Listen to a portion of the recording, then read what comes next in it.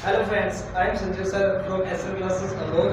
आज हम करने वाले हैं रीजनिंग का जो हमने ए टू जेड 1 to 26 तक किया था, उसका ही पार्ट 2 है ये।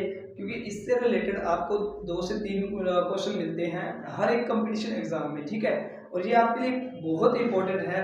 आप ऐसे मत समझना कि ए टू जेड हम कर लेंगे, लेकिन वो ए टू जेड था 1 to 26 तक नंबर याद करने का, और ये आपको ऑपोजिट में मिल रहा है। क्योंकि ऑपोजिट में भी याद होना कंपलसरी है। जैसे जे के ऑपोजिट में क्या आता है, जेड के ऑपोजिट में क्या आता है, या टी के ऑपोजिट में क्या आता है, ठीक है। ये सारी चीजें मोस्ट इंपॉर्टेंट है आपके लिए, ठीक है। और इसमें कोई इसकी कम नहीं होना चाहिए कि आप हम रफ पेज पे पहले एग्जाम के टाइम में कर लेंगे, तो ऐसी कोई बात नहीं होनी चाहिए। आपको याद करना ही पड़ेगा, ठीक है। इसके कुछ ट्रिक्स वगैरह हैं या कुछ मेथड है आपको मैं बताने वाला हूं, जो आप अपनी कॉपी पे नोट करना चाहते हो तो कर सकते हो। Okay, so let's start begin SM classes. तो चलते हैं। हमारे पास जो फर्स्ट जो था ए टू जेड 1 to 26 था, वो हमने कर लिया। लेकिन अभी करने वाले हैं ए टू जेड जो ऑपोजिट अल्फाबेट आते हैं उनके रिलेटेड, ठीक है। इनसे रिलेटेड क्वेश्चन आपको किस तरीके से एग्जाम में मिलेंगे वो मैं आपको नेक्स्ट वीडियो में बताने वाला हूं। लेकिन आप पहले ये चीजें समझ लें। ओके, तो इसको कैसे याद करेंगे? तो ए और जेड अपने आप में कैसे ऑपोजिट है, तो आपको कैसे याद करना है। हम नॉर्मली वर्ड यूज करते हैं A to Z. A to Z मतलब ए और जेड अपने आप में ऑपोजिट आ जाता है, ठीक है। इसके बाद बी और वाई को कैसे याद करेंगे, तो हमें याद करना पड़ेगा Y. A for apple, B for boy, ऐसे हम शुरू से पढ़ते आए हैं। तो बी फॉर बॉय में बी और वाई अपने आप में ऑपोजिट बन जाता है, ठीक है।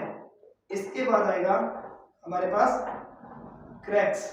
क्रैक्स कुरकुरे का पैकेट होता है शायद रेड कलर का, ठीक है। तो क्रैक्स से हमें अच्छे से याद हो जाएगा कि सी और एक्स अपने आप में ऑपोजिट है। उसके बाद आता है डी डब्ल्यू। इसको कैसे याद करेंगे, तो इसको याद करेंगे ड्रिंकिंग वाटर। हम नॉर्मली वर्ड यूज करते हैं कि ड्रिंकिंग वाटर, पानी पीने के लिए यूज करते हैं जो वर्ड। तो डी और डब्ल्यू अपने आप में कैसे ऑपोजिट हो जाते हैं ड्रिंकिंग वाटर से। ओके, तो उसके बाद आता है हमारे पास जो वर्ड वो है ई और वी। इसको कैसे याद करेंगे? एक प्यारा सा वर्ड है जिसका नाम है लव, ठीक है। लव, लव में अगर देखें तो पहले जो 2 अल्फाबेट है वो अपने आप में ऑपोजिट है। आप ध्यान से देखिए, एल और ओ अपने आप में ऑपोजिट है, और वी और ई ये वाले ये अपने आप में ऑपोजिट है। कहने का मतलब है लव जो शब्द है, लव जो वर्ड है, इसमें आप 4 अल्फाबेट अपने आप में जो ऑपोजिट करके याद रख सकते हो, ठीक है। एल ओ अपने आप में ऑपोजिट है, और वी ई अपने आप में ऑपोजिट आ जाता है, ठीक है। इसके बाद एफ यू, इसको कैसे याद करोगे? तो फादर अंकल, ठीक है, father uncle, F you father uncle. उसके बाद जी टी, जीटी मतलब जीटी रोड। हम नॉर्मली यूज करते हैं ना, जीटी रोड पे शॉप है या जीटी रोड पे जाना है हमें, है ना। तो जीटी रोड पे ही हमें बस मिलेगी, इस तरह से। तो जीटी रोड, जीटी अपने आप में ऑपोजिट आ जाता है। उसके बाद एचएस, एचएस का मतलब है हाई स्कूल, ठीक है। एचएस का मतलब है हाई स्कूल, ओके। उसके बाद आता है आई आर। आई आर मतलब इंडियन रेलवे। आई आर मतलब इंडियन रेलवे, ठीक है। आई आर मतलब इंडियन रेलवे। और इसके बाद है जे क्यू। जे क्यू ताश के पत्ते हैं। जे का मतलब शायद गुलाम होता है, और क्यू का मतलब बेगम होता है, ठीक है। तो जे क्यू मतलब ताश के पत्ते आ जाते हैं, गुलाम और बेगम जो साथ साथ होते हैं, और वो अपने आप में ऑपोजिट होते हैं, ठीक है। उसके बाद आता है केपी। केपी का मतलब आप याद रख सकते हो जैसे काला पानी, ठीक है। काला पानी याद रख लो, या फिर आप याद रख लो पीके। पीके मूवी है, पीके, ठीक है। तो पीके से आप ऑपोजिट याद रख सकते हो। उसके बाद एल ओ, ये तो अपने आप में वैसे ऑपोजिट आपको बताइए लव में है। एम एन, ये अब साथ साथ हैं और अपने आप में ऑपोजिट भी हैं, ये भी आसान है। एम एन कोई मुश्किल काम नहीं है, ठीक है। तो आप आपके लिए ये जो ट्रिक दी है मैंने, इसे अच्छे से याद कर लेना। अगर फिर भी याद नहीं होती, ए टू जेड और बी फॉर बॉय, ये तो आसान है, ठीक है। इसके बाद देखो एफ यू को कैसे याद करोगे? Father uncle.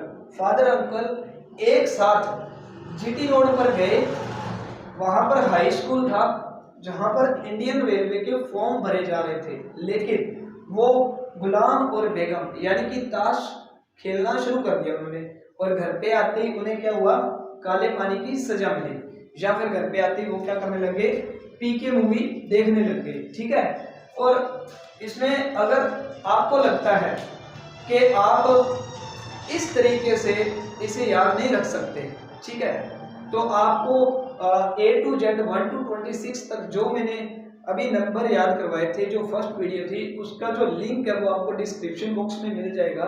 अगर आपको वो नंबर याद है तो इसके ऑपोजिट बड़ी आसानी तरीके से निकाल सकते हो। कैसे निकाल सकते हो, ध्यान से देखना। जैसे मान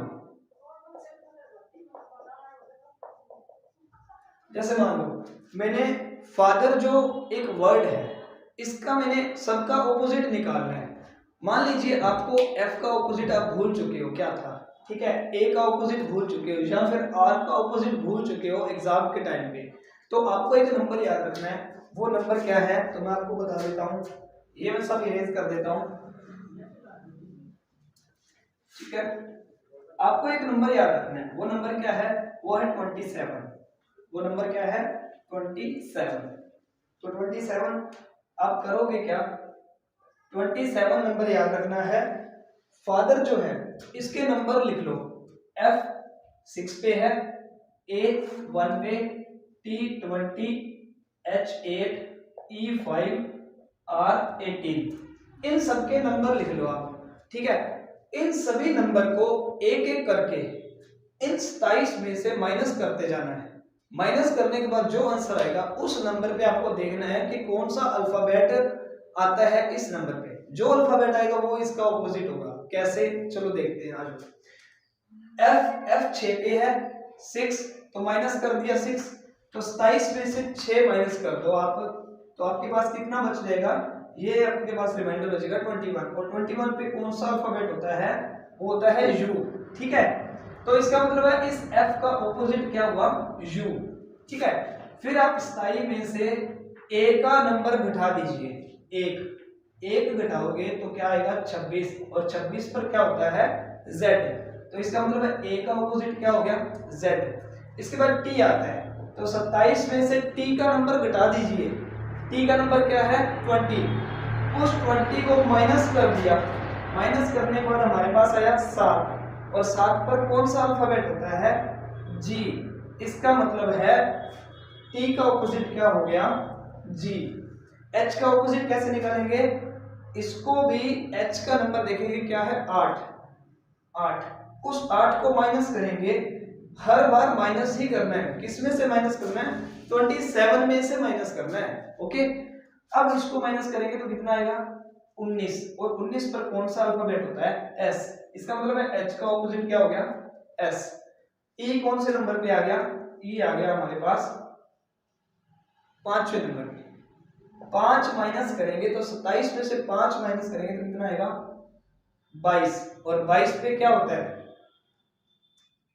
22 पे क्या होगा बताइए, मैंने ये आपको ट्रिक बताई थी, V by V by V by, ठीक है ना, तो V।